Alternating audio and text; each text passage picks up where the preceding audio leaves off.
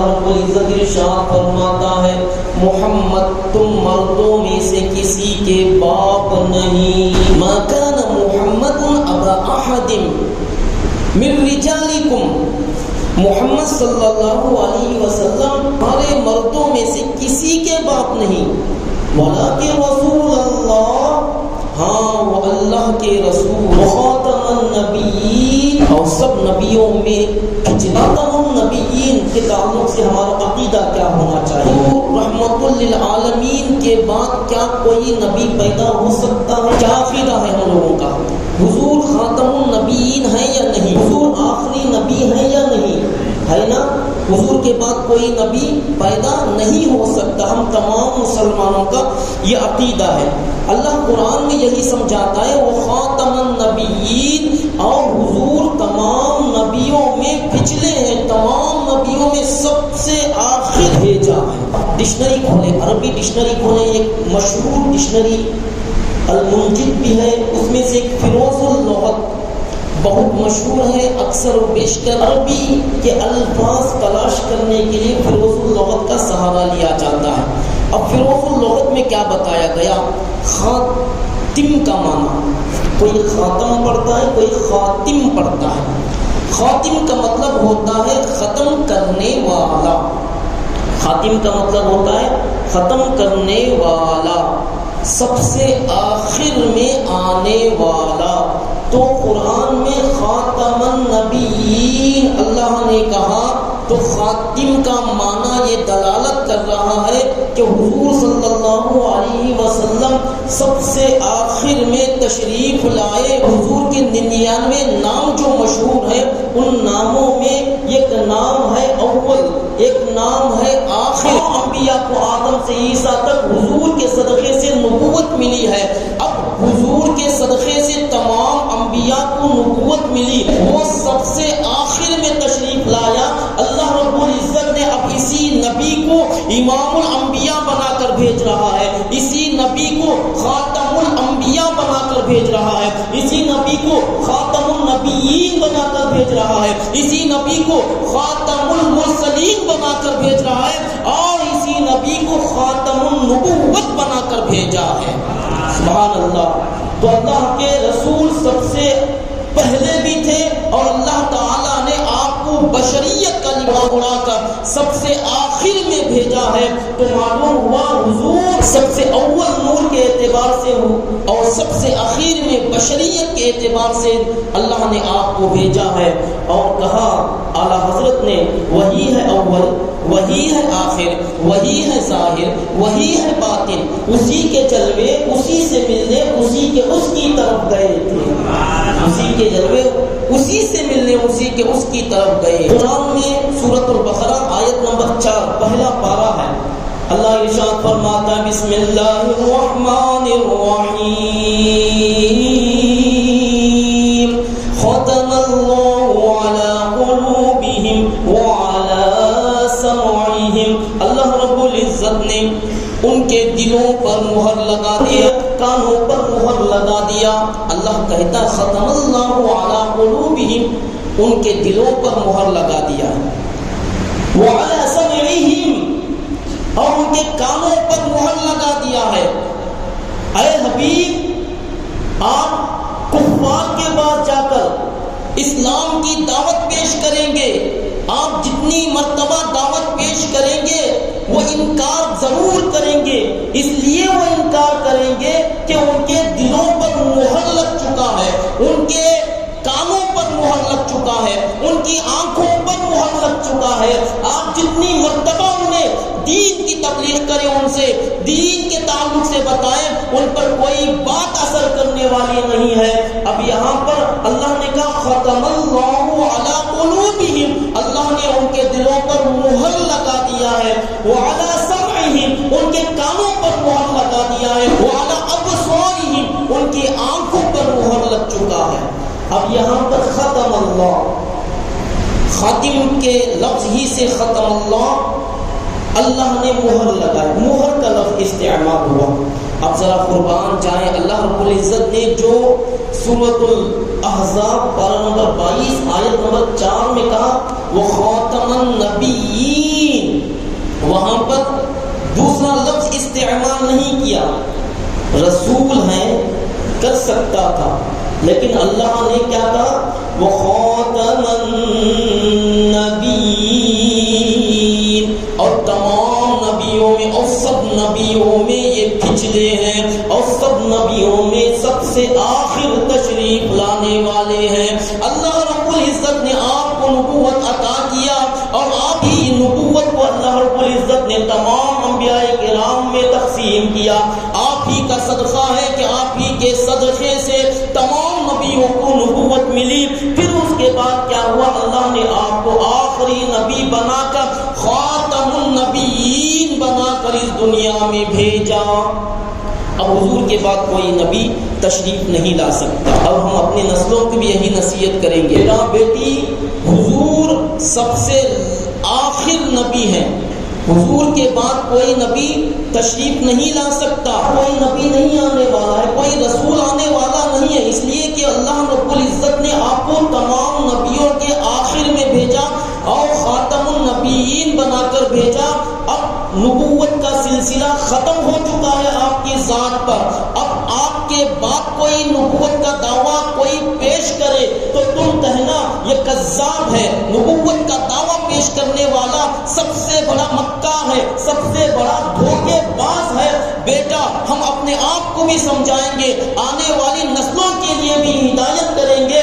بچوں، اپنی نسلوں کو بھی بتاتے رہو کہ حضور خاتم النبیین ہے، حضور آخری نبی ہے. اب ہمارے نبی کے بعد کوئی نبی تشریف نہیں لا سکتے، اس لیے کہ حدیث پاک بھی سن لے. حضور ارشاد فرماتے ہیں انا خاتم النبیین لا نبی بعدی، میں خاتم النبیین ہوں، میرے بعد کوئی نبی پیدا نہیں ہو سکتا، میرے بعد کوئی نبی آ نہیں سکتا. تو حضور وہاں پر ایک مہر لگاتے ہوئے کہتے ہیں انا خاتم النبیین، میں نبیوں کا امام بھی ہوں اور میں خاتم النبیین ہوں، تمام نبیوں کا خاتم ہوں. اب لا نبی بعدی، میرے بعد کوئی نبی پیدا نہیں ہو سکتا، کوئی نبی نہیں آ سکتا. اب صبح قیامت تک جتنی بھی نسلیں پیدا ہوں گی، تمام نسلوں کے نبی حضور رحمت عالم صلی اللہ علیہ وسلم ہے، اور جتنے انسان پیدا ہوں گے تمام انسان حضور ہی کے امتی ہوں گے. نبیوں کا سلسلہ بند ہو چکا ہے. اب کوئی نبی نیا تشریف لانے والا نہیں ہے.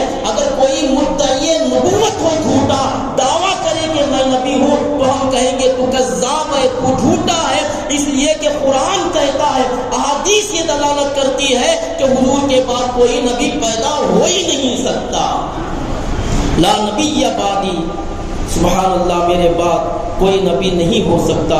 ترمذی کی حدیث پاک میں نے پیش کیا آپ کے سامنے. اللہ رب العزت نے تمام انبیاء کرام کو جو بھیجا، تمام انبیاء نے تو یہی کہا. آدم آئے تو بھی یہی کہے کہ میرے بعد ایک نبی آنے والے ہیں، خاتم النبیین ہوں گے، میں آخری نبی نہیں ہوں، میرے بعد ایک نبی آنے والے ہیں. حضرت یوسف علیہ السلام ہو، حضرت یحییٰ علیہ السلام ہو، حضرت یعقوب علیہ السلام ہو، حضرت سلیمان علیہ السلام ہو، اور حضرت یونس علیہ السلام ہو، حضرت شیش علیہ السلام ہو، حضرت زکریا ہو، حضرت یوسف ہو، حضرت عیسیٰ علیہ السلام ہو. آدم علیہ السلام سے لے کر عیسیٰ علیہ السلام تک جتنے بھی نبیان اعظام تشریف لائے، رسولان اعظام تشریف لائے، ہر ایک نے اپنی امتیوں کو یہی کہا میں آخری نبی نہیں، بلکہ میرے بعد ایک نبی آنے والے، میرے بعد ایک نبی آنے والے، میرے بعد ایک نبی آنے والے ہیں. اب ان کی کتابوں میں یہ نشانی بیان کی جا رہی تھی، جو نبی سب سے آخر میں آئے گا، جو خاتم النبیین ہوگا، ان کے دونوں شانوں کے درمیان میں مہر نبوت ہوگا، اور یہ نبوت کے ختم پر مہر لگ چکی ہوگی. جب دیکھ لو کہ مہر نبوت ہے تو سمجھ لو یہی آخری نبی ہے، یہی آخری نبی ہے. اسی لیے تو عاشق صادق فرماتے ہیں، حضور کا چرچا دیکھتے ہیں، حضور صلی اللہ علیہ وسلم کا چرچا ہر جگہ ہے، تو کہتے ہیں صبح طیبہ میں ہوئی، بٹتا ہے باڑا نور کا، صدقہ لینے نور کا، آیا ہے تارا نور کا، ان کی مہک نے دل کے غنچے کھلا دیے ہیں، جس راہ چل دیے ہیں کوچے بسا دیے ہیں. اللہ کیا جہنم اب بھی نہ سرد ہوگا، رو رو کے مصطفیٰ نے کہ مصطفیٰ نے دریا بہا دیے ہیں. پھر فرماتے ہیں سب سے اولا و اعلیٰ ہمارا نبی، سب سے بالا و والا ہمارا نبی. کیا خبر کتنے تارے کھلے چھپ گئے پر نہ ڈوبے نہ ڈوبا ہمارا نبی. خلق سے اولیاء، اولیاء سے رسول، اور رسولوں میں ہمارا نبی. جیسے سب کا خدا ایک ہے ویسے ہی ان کا تمہارا ہمارا نبی. سب چمک والے اجلوں میں چمکا کیے، اندھے شیشوں میں چمکا ہمارا نبی. اندھے شیشوں میں چمکا ہمارا نبی. تو حضور کا چرچا اتنا ایسا چرچا ہے، 1450 سال گزر رہے ہیں لیکن ہمیں احساس نہیں ہوتا اتنے سال پرانی بات ہم پیش کر رہے ہیں. ہمیں ایسا محسوس ہوتا ہے کہ حضور صلی اللہ علیہ وسلم حال ہی میں جلوہ فرما تھے. ہمیں ایسا محسوس ہوتا ہے کہ حضور درمیان میں موجود ہے. محترم سامعین، اسی لیے ان کا چرچا بھی زندہ ہے اور صبح قیامت تک ان کا چرچا ہوتا رہے گا. اس لیے کہ پانچوں وقت کی اذانوں میں حضور کا چرچا موجود ہے. ان کا چرچا بند کیسے ہو سکتا ہے؟ اس لیے کہ دنیا بھر کا ٹائمنگ الگ الگ ہے، ہر وقت اذانیں ہوتی ہیں، ہر اذان میں حضور کا چرچا ہے. نماز پڑھتے ہیں التحیاتوں میں اشہد ان لا الہ الا اللہ و اشہد ان محمدا عبدہ و رسولہ کر کے ہر نماز میں حضور کا چرچا موجود ہے. ہر ذکر میں حضور کا چرچا موجود ہے. ہر درخت کے پتے پتے میں، شجر کے پتے پتے میں حضور کا چرچا موجود ہے. شجر و حجر ہو، بحر و بر ہو، خشک و تر ہو، دریا کی روانی میں حضور کا چرچا موجود ہے. خشک و تر میں حضور کا چرچا موجود ہے. جہاں بھی دیکھیں حضور حضور حضور ہی کا چرچا ہے. اسی لیے ہم کہتے ہیں حضور ہمارے نبی ہے تو کہتے ہیں سب سے اعلیٰ و اولا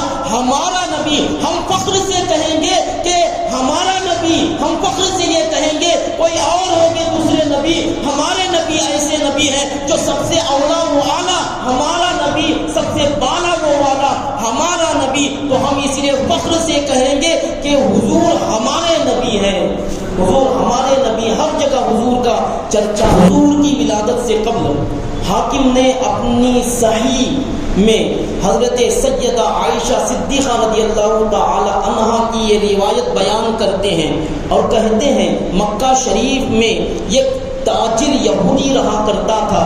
یہودی نے جب دیکھا اور کہا، قریش سے کہا، اے قریش جاؤ جا کر کے دیکھو آج کی رات تمہارے خاندانوں میں ایک بچہ پیدا ہوا ہے.